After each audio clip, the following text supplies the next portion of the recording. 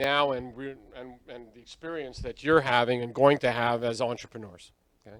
So a little background on myself. I basically started in the world of direct response and direct marketing and advertising. I first started out as a salesman and sold direct to consumers in home and opened up a home improvement business and learned a whole bunch about advertising doing it, and ended up over time starting a lot of different companies, some good, some bad, and ended up being one of the founders of MP3.com. And MP3.com was the largest independent music site on the internet going back at the beginning in 98, 99, 2000, 2001. If you look it up, the MP3.com went public. We raised, I don't know, $500 million, something crazy like that. We ended up selling it to Vivendi Universal after we were sued for copyright infringement as a result of a product that we created. Lost the copyright infringement suit, but more importantly, lost the hearts and minds of people to Napster when file sharing showed up. So I've had this varied interest where it's technology meets music, and I'm not really a music person or even a musician. I'm actually more of a direct marketing person who fell into the music business. So let me ask this, how many musicians do we have in the room? Cool. Any of you have aspirations to be professionals and try and actually make a living doing it? You do? That's great. That's really great. So the music business, I'm going to give you a really short history of the music business. Short in the sense that it won't take very long. Think about before Edison invented the phonograph, right? Musicians made all their money playing music. That's where they made it. The other place where money was made in music was in publishing, which was writing down the music that other people played. That's where money was made. Then the phonograph showed up, and all of a sudden now there's recorded music, and there's revenue to be made selling recorded music to consumers like you, right? And that created phonographs and CD players and all these different devices in order to play music. And all of a sudden, for a certain class of musician, those that were very popular, selling records, I say records, but now it's CDs and downloads, etc., but I'll use the word records because that's my generation. Selling records became very, very profitable, but mostly for the music companies, not the musicians, and I'll get into that in a minute. Now, from a business perspective, the music industry loved new technology because new technology always created a demand to buy something again. So something you may not realize yet is you are now in the formative years of choosing what kind of music you're going to listen to for the rest of your life. That's not as ominous as that, but the reality is that the music you grow up with through your teens and early 20s is actually forms what you like. So for me, for example, I love Van Morrison, I love Bob Dylan, I love all these people that I bought their albums, and then I bought their CDs, and then I bought their discs, and a couple of cases, I hate to admit it, I bought their 8-track. All of these technologies made it possible for the music industry to constantly resell what's called catalog and make money selling stuff that people already had, right? Then digital music shows up. Digital music doesn't require that somebody buy anything. Digital music doesn't require you to actually go out and replace Crosby, Stills, Nash & Young. You may have heard of them. or Smoosh Mouth or anything like that, right? You just grab it. And so what happened is the music industry saw this massive threat from digital music, and that threat was to their selling of back catalog. So that's one big part of the music industry. Now here's the interesting part. If you look at most musicians, the vast majority of them who make records don't make any money selling records. So now we'll go back again in history, and the record industry, when it first started to become very popular, was about singles, getting them on the radio, and a band would then be able to go out and tour and make a lot of money touring. But the band's expectation of making tons of money from their singles was pretty low. In fact, they thought of the radio in many ways, or getting on the radio, as their ticket to being able to make money as performers. And that fact is what really drove the record industry, is that from the musician's perspective, they weren't expecting to get rich on album sales, especially the ones who had been in the game a little bit. They expected to make the vast majority of their money on the road. Like, for example, the Rolling Stones. They go on tour, they make $100 million. Now, they happen to make a lot of money from selling records, too, because what happens is at the very top, after the first contract, when these few acts that get a second contract, they then negotiate better deals with the record companies. But most musicians get completely royally taken advantage of. I was going to use another word, but I forgot they're taping me. Right? They get completely taken advantage of by the record company, and there's really a couple of reasons. One, they didn't have a choice. If they wanted to get on the radio, which was the key to making money in performance, you first had to have a record company get you on the radio. And the record companies had deals with all the radio stations, and they had payola scandals and all kinds of other stories about that. So we had this convergence of technology destroying the old model of reselling back catalog and also destroying the model of selling new records. At the same time, while this emerging group of artists were getting to realize that, one, the music industry really wasn't treating them very well, and two, with the world changing, they might not actually need to be on the radio because some fool had invented something called the internet. So the problem that the music industry faced was, how do they look at this new technology and for the first time ever not get money, make money because of it, but actually change the fundamentals of their business? How do they react to that? And the way they reacted to it is why the digital music industry is where it is today. So how do you think they reacted? Anybody? Nobody guessed? Okay, they fought it. They said, no, we don't want to do it. They actually said, if you can't figure out how to make a file copyright protected, then we're not even going to share it with anybody, and we're not going to let anybody do digital music. So as a result of that, they created a culture that said, what do we need a record company for? I'll just take it, which was what Napster and all the file sharing was about, because nobody in the consumer side of things thought of that as stealing. Part of the reason people didn't think of it as stealing is because, one, you had no choice. If you wanted to get it, that was the only way you could get it. But the other reason was that from a consumer perspective, the internet wasn't that much different from radio. Okay, so your parents went in the car, turned on the radio and listened to it. I went onto the internet and turned something on and listened to it. It was radio. But actually, legally, it's not. And that's where the problem came in and why the music industry was able to try and stop it.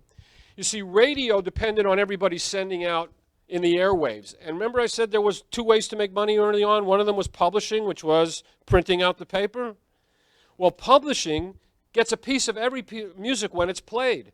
And publishing said putting it on the radio so 1 million people can listen to it over the air was not the same as putting it on a website and letting 1 million people stream or download a file, and especially since early on it was mostly download and not stream. In fact, what they said was that if somebody downloads a piece of music onto a computer, that's the same as buying a record. Now, all of a sudden, everybody's saying, well, we can't really pay for that because nobody's paying us for that. And that's why you have the anarchy, and continue to some extent to have anarchy, in the music industry in terms of where artists go. At the same time, independent artists, and this is why mp3.com became successful, began to realize, well, if I can't get a deal with a record company, but I can produce music and put it on the air, because at the same time it was getting pretty cheap to record music, right? You could do it on an Apple computer.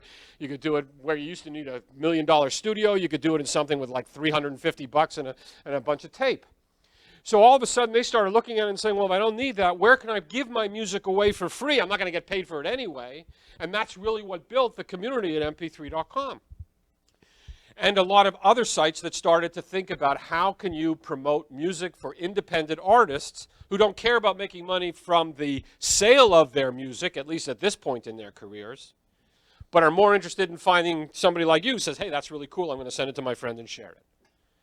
And now what you've seen here is where an industry got completely disrupted by technology and have not really recovered, mostly because they just didn't want to face up to the fact that the world had changed, and if they didn't move to find a model that worked, they were going to get disrupted and hurt. And that's why the music industry's lost so much value, and the music companies are no longer even fractionally as profitable as they used to be. What they did finally do when they figured it out, when they realized there was no way you can enforce copyright protection and there was no way you could stop people from stealing, is they started to embrace and write contracts that have made it almost impossible for anybody in the digital music space to make any money. How many of you have Spotify? Go look. Do you look at their financials? Go take a look. You'll see they lose money like crazy. It's hard to make money. Anybody here use Pandora? They lose money. See, the reason is because the record companies still charge too much, And the industry and the artists, by the way, get very little of it. But it's mostly going to the record companies who still have copyrights. So that's the other lesson, by the way. Intellectual property is really valuable. So hopefully that gives you some sense of where it is, and I can take some questions. I'll start with you and then you. Do you have a question or you're stretching? So, like... Oh, here, I'll do this. Actually... You don't want that? All right.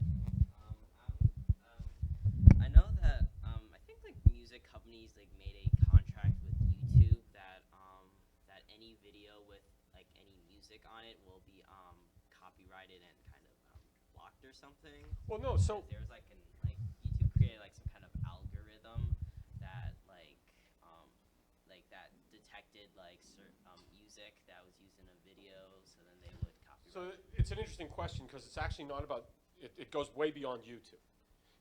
So as an artist, you can, especially the successful musicians. So when you think about going a musical career, you go in, at least this is the way it used to be, you go in and you sit down with a music executive and he beats the hell out of you and you sign the contract, and you actually sign a contract usually for anywhere from 3 to 7 records.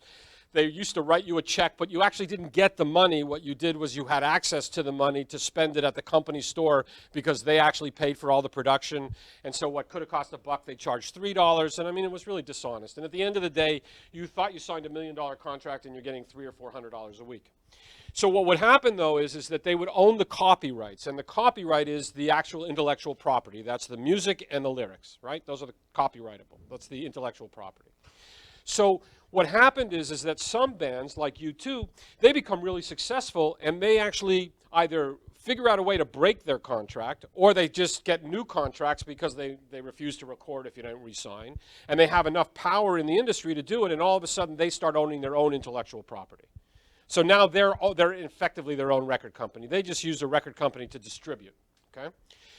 But owning music is another source of revenue. And so when somebody takes my song that I own the copyright to, or a U2 song where they own the copyright, and put it in a music video, legally that music video is supposed to pay U2 for the privilege of using that music. So at first, it was really easy to get away with putting pirated or stolen music into videos or all kinds of different things all over the internet because it depended on somebody seeing it, listening to it, and complaining. That's not very efficient, right? That doesn't scale. So what they've done is write software that looks at the digital side of things and says, oh, well, that's U2's song. Hey, let's let YouTube know that somebody's stealing their copyright, or that's U2's song and that's okay, they paid the copyright. So that exists. By the way, it also exists for photos. And for almost all copyright material have digital spies like that going out looking for infringement. It's part of the internet. So I came in a little late, so I didn't get to hear really if, so every time, like, say, Pandora, SoundCloud, any one of those sites, including the radio, do they have to pay the record company and the artist every time their song is played? And I also have another question. Is it true that every time someone's song is played from the artist, they get money for it? Okay, so I'll sort of cover. Yes, the answer is yes. People have to get paid. Who gets paid depends on 3 things, because there are three groups that get paid. Right? There's the people that own the music itself. That's effectively the composers. There's the people that wrote the lyrics, and then there's the artist performed it. So that's the performance side. So publishing, which covers the writer and the writer and the composer, get paid a certain amount of money based on statutes that have been created, and then the performer gets what's called the performance royalty. Now, very often, in fact, up until probably 10 years ago, the vast majority of those assets were actually owned either by the record companies or the publishing companies, because what the record companies would do is they'd find a young band, have them sign a contract, and Clause 6, Paragraph 3 said basically, I don't know if that's an actual paragraph, said basically, you have given me all the rights to your music. And now it became a work for hire, and I own it, and it doesn't really matter if you get successful. I mean, ask yourself this question: how did Michael Jackson get the Beatles catalog? Because the early Beatles stuff, they didn't protect it right. And then Klein sold it and gave it away right from underneath them. And that happens. Now, there are a few bands that were really smart about it, like Chicago owns all their own material. Prince owned most of his material after his second, his first record contract. But early on, most musicians, they didn't think about this, or they didn't know any better because they were young and didn't get advice, and they were getting a record contract. I can't believe it, I got a record contract. Yeah. Sure.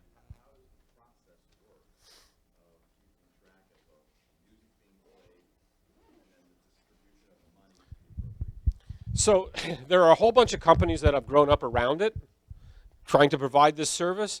But the one nice thing about anything that's digital is there's a record of it, right? Nothing goes through a computer without there being a record behind it. So all of the organizations that sign licenses, because you've got to get a license to do this, and the license is with the various record companies. So,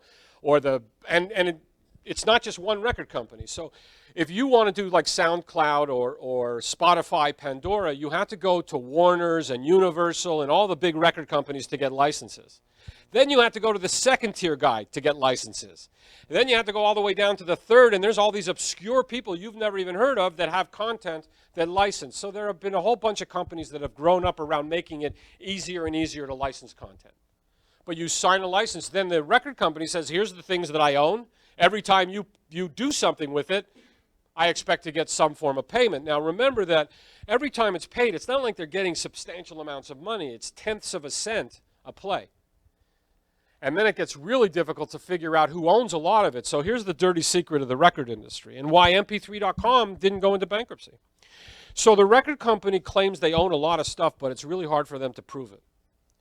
Because you grew up in a digital world. I mean, nobody here probably even remembers a world without computers. But when I was a kid, you kept records on 3x5 cards. And that's just a little piece of paper like this, and you shoved it in a box someplace. And if you did really bad record keeping, which most of the record companies did because they really didn't want to pay the artists any money, so it was better to have bad records, they would actually say, I own this, and the contract's over here, and maybe we can find it, and maybe we can't. Then they sold it to another company, then they sold it to another company, and by the time the digital age showed up, this stuff was all analog. So the records were lost, but the artists agreed that they owned it because they didn't know any better. And by the way, all the artists with the early contracts had no contract that included anything about digital, which became a really big issue. So what happens is that they have to prove that they own it. And it's really hard for them to prove they own a lot of the older music, especially the stuff that goes back from the, before the 70s. So the industry had some difficulties with that, but they continue to work it. Yeah, go ahead.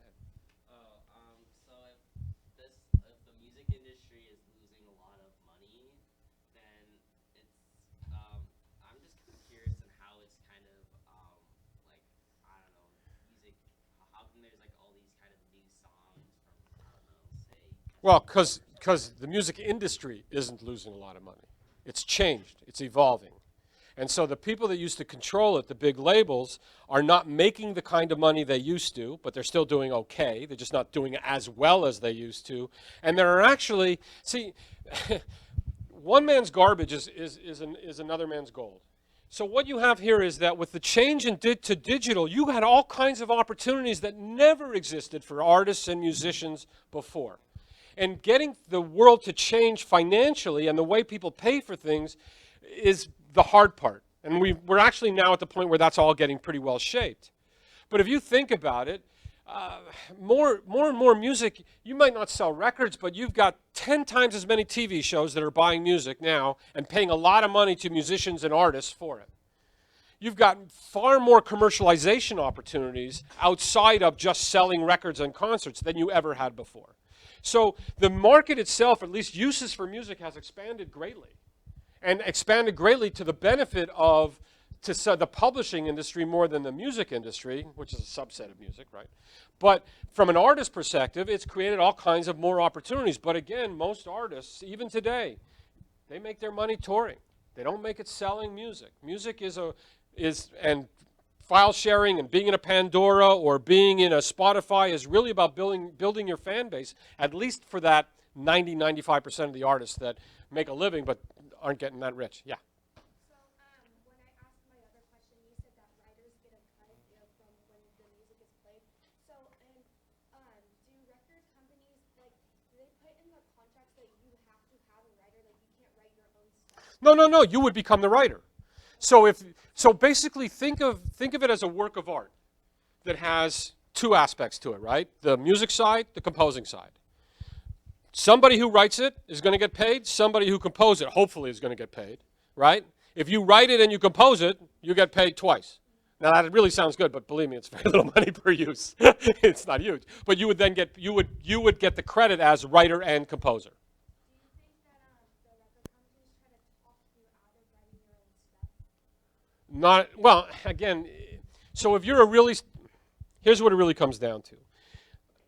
There's, from a record company perspective, if they have writers, they know who they can write hits, and they think that you can sing those hits, those songs, and turn them into hits, and they listen to your songs and they think your songs aren't hits, they're going to really encourage you to go with what they think is a hit, because they're not about what you want at the beginning of your career. So you'll notice, if you look at the trajectory of most musicians, earlier in their career, they have a certain trajectory where they're maybe, and they become successful writers, they're doing a lot of other people's stuff. And then all of a sudden, as they start to get popular, then all of a sudden, the tail starts to wag the dog. Do you think there's anybody that's going to Adele and telling Adele she has to do 26? If she wants to do Goodbye, it's up to her, right? She did Hello, that was her decision. So when you get to that level, you can do anything you want. At the beginning, hey, they're the guys writing the check. But that's why so many people go independent. And very often the reason that they're attracted to you is because you're writing your own stuff. So if you're a good musician and you write your own stuff, great.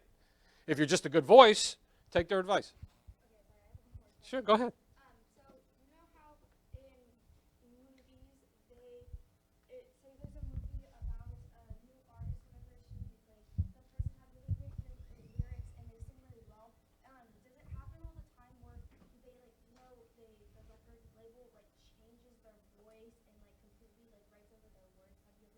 Have you ever does that happen all the time? Sure. Is that technically legal? Yeah, of course, it's only illegal if the person says you can't do that. But once they've agreed to do it, it's legal. Of course they do, but think about what's the best way to explain it. It's not necessarily a negative, and I'm not here to defend the record industry one way or the other. The record industry has one point of view and one point of view only, regardless of what kind of music it is. They're in the business of selling music. And they do everything they can to figure out how to sell music. And if they come up with a formula, like boy bands in the 70s, they'll do it over and over and over again. And if they think they can reintroduce it and it will make them money, they'll do it over and over and over again. Because that's the business that they're in. Now, you want to be an artist and go to a higher level, then you have to accept that some of the things that you want to do conflict with the business side of things. And that's why, though, all kinds of new musical genres got invented. I'm pretty sure that when the Sex Pistols went to a record company the first week and said, we want to do all this crazy stuff on stage and bang into each other and screech and scream and see what we can do with our guitars, there were very few record label executives that said, boy, guys, we really want you to do that stuff. Somebody took a chance on something that was outside the mainstream. So that's the issue. It's not necessarily a negative. If you think you can break out doing your own thing that's totally different, hey, knock yourself out, especially at your age. Take a risk. You said like the labeling companies, they're making less money on average now, so. Significantly, yeah. Yeah. So I think we can both agree, technology, it's accelerating, everything's just going to keep getting more virtual. What kind of reforms are they going to have to do so that they don't just completely go bankrupt? Well, actually, what they've done is they've reformulated their business model to accept that they're marketing companies, and the days of making outsized profit from pressing albums is over. So I didn't really go into this, but the economics of a record album are fantastic, right? You get, even now, well, now it's a little bit different because they're not pressing that many, but in the early days of making CDs, records, all that other stuff, you could sell something that basically cost you pennies for dollars. The margins were absolutely huge, and the only real cost was marketing and distribution. So they were in the business of selling a physical disc. And by the way, in the early days, most of the music industry, or a big percentage of it, was run by criminal organizations, guys with bent noses, and they were printing this stuff and selling it out the back door, not even telling the artists, right? I mean, there was a ton of that went on. So what happened is that they had to start to think that the marketing side of their business, which had always been a profit, had not been the profit center. The profit center was the other side, the physical plant. They have They had to change the way they do business and accept that as a marketing organization, you cannot make the kind of margins and profit that you made when you sold 1 million albums, got 10 million bucks, and it cost you all of 400 grand to press it. That's what changed. But they've changed. They're changing. They're changing and they're modifying. So now what happened is the record industry is trying to own more of the revenue sources that they used to not want or that they used to not even try and get. So as an artist, you have, you make some money from recording. If you're a superstar, you can make a lot of money from recording. You make most of your money from touring, but during the tour, you make a lot of money from merchandise. That was all kept by the artists, or at least the artist management. What the record companies now are trying to do is get people to sign a contract that basically says, we're marketing, we take a piece of the concert tour, we take a piece of the merchandise, etc. Very few acts are doing it unless they're over the hill and they just want a big payday, because they recognize that if they were going to screw them on record sales, they're going to screw them on ticket sales too. So there's no reason to do business with the music industry, at least at that level. Okay? Sure. Good thing you showed up, dude. We'd gone already. I just wanted to hear your opinion, on this. I'm sure you know that, AI has really advanced, Mhm. and now, there's, programmers have programmed, algorithms to make, our music as they do it by the I don't know, the AI does it by looking at the at other music that people have made and trying to create music that is similar to that. Mhm. So I'm sure that a lot of people who write these songs are threatened by these. Yeah, I've not heard yet of that working. I have a feeling that if it were to work, whoever made it work would not be stupid enough to tell people that he did it that way, because I think people would perceive that as a negative. At least I know my generation would have. I think you have to worry about that threat whatever you're doing. I'll give you an example of what I'm talking about.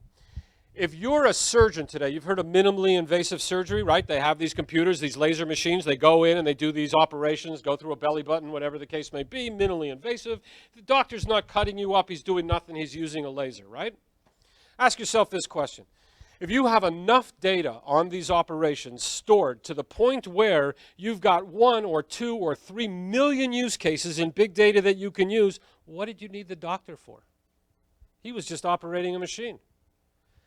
You go into the doctor now, and he's wrong 40% of the time when he diagnoses you. If you could put all your symptoms, biometrics, everything into a little machine, and that machine could go against 4 billion medical records and say, you know what, there's a 99.9% chance you've got the flu, what do I need the doctor for? If I can go into a database and get every piece of jurisprudence on a particular item as a lawyer, what do I need a lawyer for? So you have to ask yourself, across everything is imperiled. And yeah, there may well be a program that can do it. I don't happen to believe that the human part of writing music and being creative can necessarily be. I think that AI would be iterative, and musicians come up with new things and new ways of thinking that at this point I don't believe machines can do. But hey, read science fiction. Based on that, we're all useless. So, but what it does point out, what it really points out, that if you're not learning how to learn, you're dead. You are absolutely dead in the water 10, 15 years from now, when what you've learned has been moved so far advanced and you haven't caught up.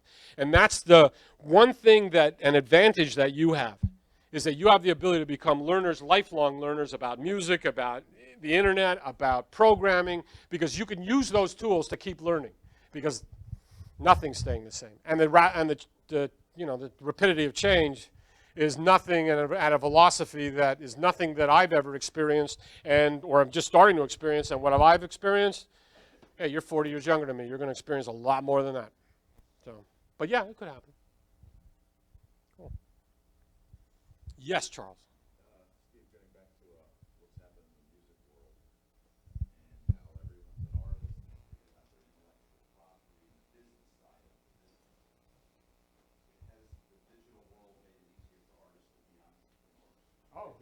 Most definitely.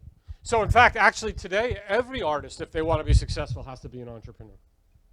Or you're abdicating to a record industry. But here's the thing: how you're clearly, girl that was asking me all the questions. You want to be a musician, I take it. Okay. So how many musicians do you know make it, with a very few exception, in the first 10 years of trying their career? I mean, everybody's an overnight success. It just took them like 10 years to get there. You talk to a guy and says, oh man, my record hit, I'm a huge success. And then you talk to them and you find out that they've been beating their head against a wall for 15 years in the clubs, 3 or 4 bands, a record that didn't sell, and all of a sudden they're an overnight sensation. They didn't get there overnight. So that period of time, while you're trying to become an overnight sensation, if you're not an entrepreneur, you're working at the 7-Eleven and playing every once in a while in a high school band. You have to be an entrepreneur.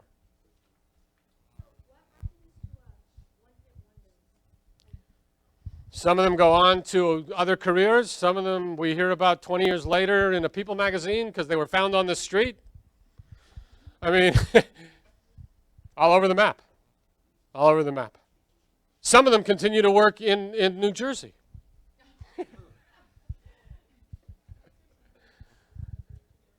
I'm sorry, I didn't hear.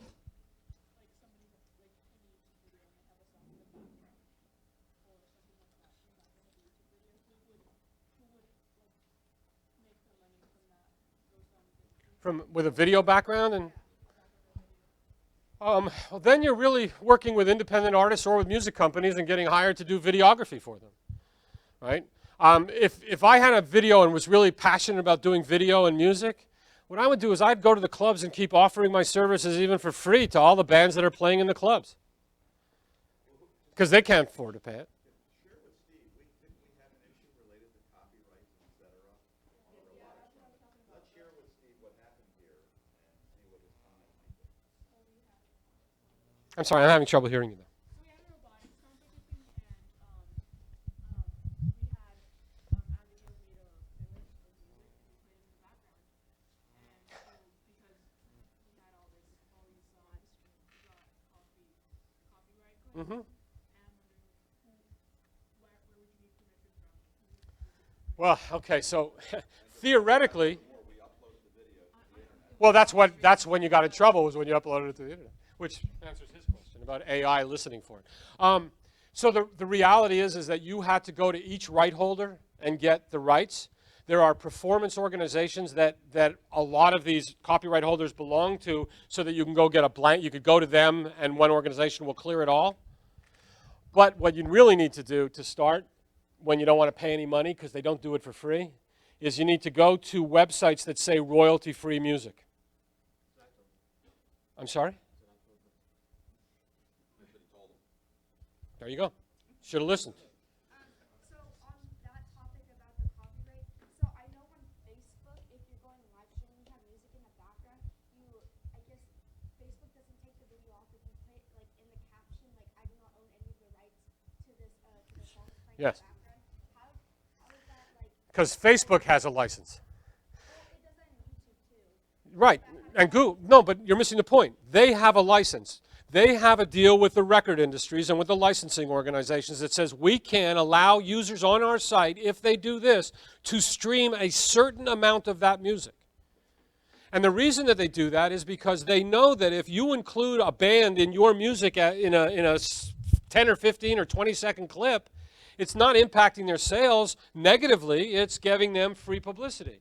But Facebook is paying the music industry some kind of benefit, and it may not be cash, I don't know the deal, but Facebook and Google are writing royalties to them. Google and YouTube is one of the biggest payers of royalties to the music industry, because they have to pay on anything that streams on their site. And if the law, this is the Millennial Copyright Act, the law says that they have now, I think it's 48 hours from notification to take anything down that somebody complains about.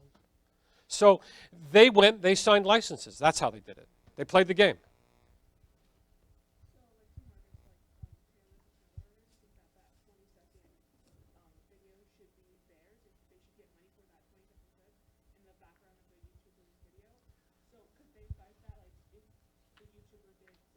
Well, no, the artist has to say, I'm willing to do this. Or the owner of the copyright has to say, I'm willing to do it. It's not automatic. They have to go to the rights organization, and there are various rights organizations, and they have to actually say to the rights organization, this is my music, this is who owns it, this is who you have to pay. And then the rights organizations do it. And then there's this huge, what they call the black box, which is all the music they don't even know who owns anymore, that they throw that money into, and it just keeps accumulating because they don't even know who to pay it to. People have to come up and prove that they should get paid. In fact, in the old days, that black box existed so that the record companies could just clean out the black box every once in a while and boost their profits. But there's a ton of music out there that's played. There's a copyright, and nobody even knows who owns the rights to it. And in many cases, it was music where the music industry is collecting the money because they say they own the rights, but in the contract, which nobody can find, there was actually never anything in that contract that said, I gave you the rights to digital music. Because the original contracts were very specific, right? Records. Because they didn't complicate. They didn't think early on about records and compact discs and CD-ROMs and all these other things. They just said records. And that became a big issue, a legal issue between artists who wanted to get their digital rights and the record companies, because they said, hey, you may have had in your contracts records, but it didn't say digital. And it wasn't until, 98, 99, 2000 when the record industry realized that they better put a little clause in there that says, and any other form of musical distribution to maintain those rights. So that's been it's kept a lot of courts busy where artists have gone back and said, hey, you might own the right to produce a record, but I own the right to digital. In fact, that's what Prince did with a lot of stuff that he took back that he refused to put on Spotify and stuff like that. He took back his digital rights. Okay, whatever you need. One more? So, like, in your honest opinion, what do you see the music, like, what condition do you see the music industry in 50 years? 50? Wow. Yeah. Well, fortunately, I won't be here in 50 years to find out, so I can prognosticate all I want. I don't really know. I can tell you that everything is moving digital, so we know that's just going to continue. I think music is a huge part of everybody's life, so it's not going away, and the need to make money from it. I think with the way things are working, it's going to be maybe a great career because it's hard to replace. So I think we'll see changes, but I think the biggest sea change we saw was a move from analog to digital. Well, we'll see. I'm just having so in the same vein of questioning, I was wondering what you think would happen if we could ever get virtual reality to be easy to access, and what would happen then with the music industry? Well, the music industry would say to you, if you get virtual reality to be successful, somebody's going to have to put music in the background, and we want to license it. That's what they would say. Virtual reality, virtual concert, so to speak, like you could just use Then somebody in the music industry would say, why do I need to pay the forum for a venue if I can sell it as an experience in virtual reality? So what happens is that it'll move it, but the live concert going experience is a certain kind of experience. So the logic would have said movies should have died because we have television, but the movie industry doesn't have as many people going, but they go for a different kind of an experience and they're willing to pay more money for it. So I think that's actually an opportunity to increase your revenue. It's additive. I don't think it's diminutive. How do record companies deal with copying in their realm, like artists copying other artists' beats and stuff? Like, do you remember the song Ice Ice Baby? I don't remember the original, but I guess there was a conflict between. Yeah, sure. They sue each other a lot. No, they do. They sue each other a lot. In fact, when we sold our mp3.com to Vivendi Universal, and I'm talking to the head lawyer, and I made a joke that said, hey, you must be really happy you don't have to sue us anymore. And he looked at me and he said to me, Steve, you clearly don't understand the music business. Our legal department is a profit center. So they just sue each other, and they go to court, and sometimes they're found that they did steal 4 bars, pay them some money, or you didn't steal 4 bars, don't pay them some money. But it's a big issue. In fact, it became an even bigger issue when rap music started to get popular, and all of a sudden they were all cutting together all these different different background musics to create it, and someone would say, wait a minute, you've stolen 7 different copyrights to make this song. And all of a sudden you got to start cutting up money and paying this guy 1/7 of the royalty and all that other stuff. It became messy as hell. But that's how they do it. They negotiate it or they sue. Cool. So I think we ran out of questions and time. Perfect. Great. Thank you so much. Thank you so much. I think some of the points that Mr. Steiner has made was lifelong learning, which we've studied, being really passionate about what you do. Look how passionate he was just talking about the music industry, right? Change is certain. Let's get comfortable with change, and let's look to tomorrow with our entrepreneurial spirits, okay? All right, have a good weekend. You could be dismissed from this class.